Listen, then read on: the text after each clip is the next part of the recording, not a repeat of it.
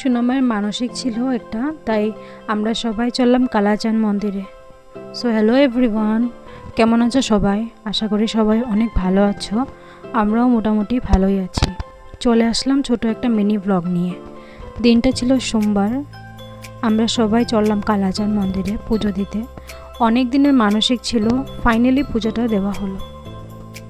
দেখো আমরা চলে আসলাম মন্দিরে।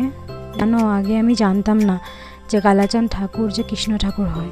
আমি প্রথম জেনেছি। তোমরা কারা কারা আমার মতো জানো না, কমেন্ট করে জানিও।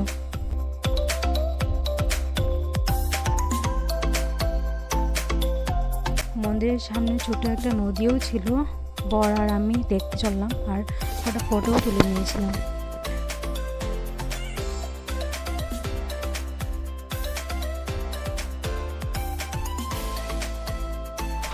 প্রথম এখানে অনেক বড় কদম গাছ ছিল, ওটা এখন নেই, গাছটা ভেঙে গেছে। এখন এই ছোট গাছটা আছে।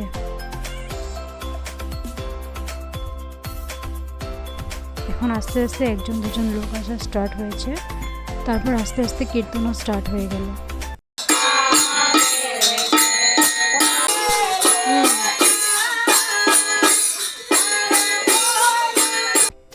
কীর্তন শেষ হওয়ার পর সবাইকে প্রসাদ দেওয়া হলো।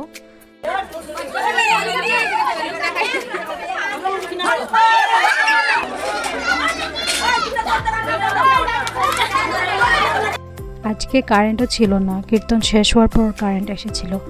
তারপর আমরা সবাই ঘরে চলে আসলাম, যেহেতু অনেক লেট হয়ে গেছে, তোমরাও দেখতেই পারছো।